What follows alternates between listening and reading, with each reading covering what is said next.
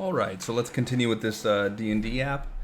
If you haven't seen the beginning or any of this code yet, just go check out the video. It's 26.5, and we're just covering inheritance more in depth by building a little tiny app here.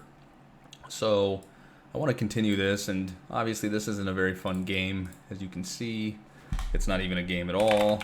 We're just running it, and well, I guess I'm not even in the right thing because I need to CD into exercises here. But then when we run it, we're not really getting anything. We're just getting these roll values out. Right from here, from our test guy character, which has these static values. There's no interaction, no input from the user. So we're going to go ahead and fix that a little bit. And we're going to do that by covering a method that I don't believe we've talked about in Python, which is the input method, and it will be in the command line here, and we can assign variables using the input method. So we're going to build an input for all of these, and we'll just go ahead and comment out all of the test guide code, comment out these prints so that they're still in the original code, and I'll enter all of these input methods. We'll talk about it, but I'm going to pause the video because it's just a lot of repetition. Alright, so now through magic, we've commented out our test guy here. I'll go ahead and space them down a little bit. And then we have our input here. So all you're writing is input, and in the parentheses, you can put a string. This string will be output to the user, and then the user can respond to that specific string.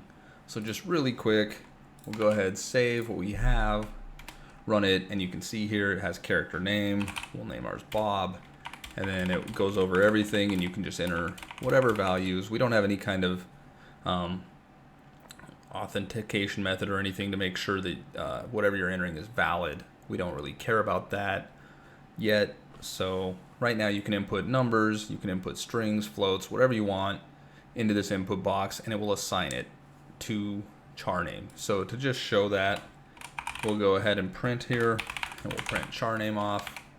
After that input, save, run, and we'll say print me. And you see here we have print me. So we are assigning the user input from the terminal to the variable appropriately, and we're getting the proper value there assigned. So now what do we want to do with those? Well, just like we had test guy here, we want to build a player character off of those values. So I'll just name it char object because that's what we're getting. And we're making an object from the player character blueprint, as we know. And we're going to pass those in this way. You could also, if you're ever trying to get inputs, you could plug them into a dictionary or whatever and mess around with them. And then we know how to access things in a dictionary. So you could assign whatever, like temp dictionary equals this, and you could have something like name, and then this could equal char name, right? So you could do it like that as well, and then just remember multiple values you would separate by a comma, and then in this temp dict here you would be able to like print off temp dict, and remember one of the things you can do is call it by key for a key value pair. So just to show you that really quick, we'll save, run it. There's our name. Our name is name. Very creative. And you're seeing that we're getting that name by printing off the key of name. We're printing off the value.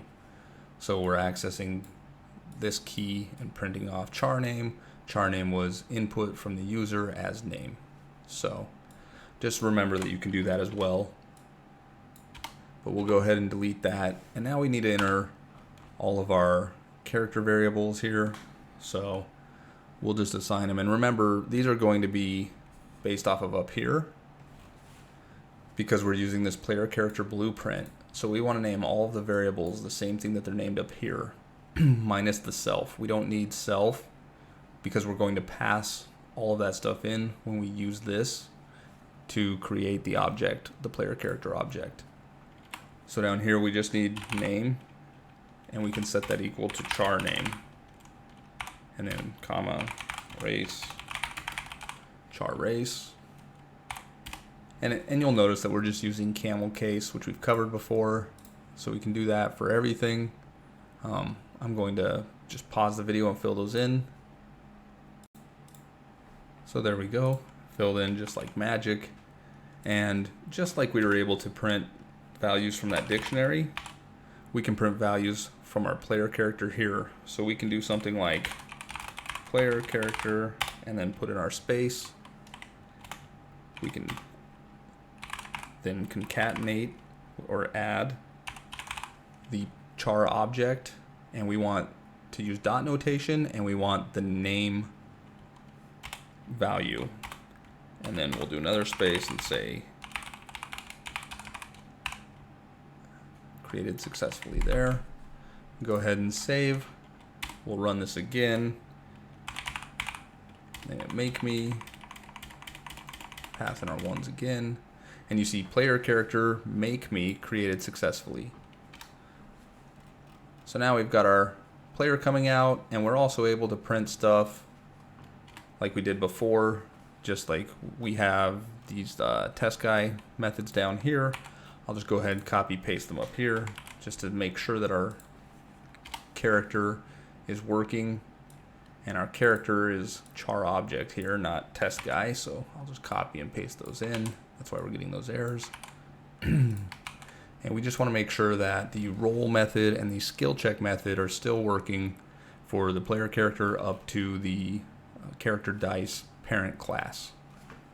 So go ahead, save, run it one more time, and we'll name this one the legit character, and we'll see if the rolls work.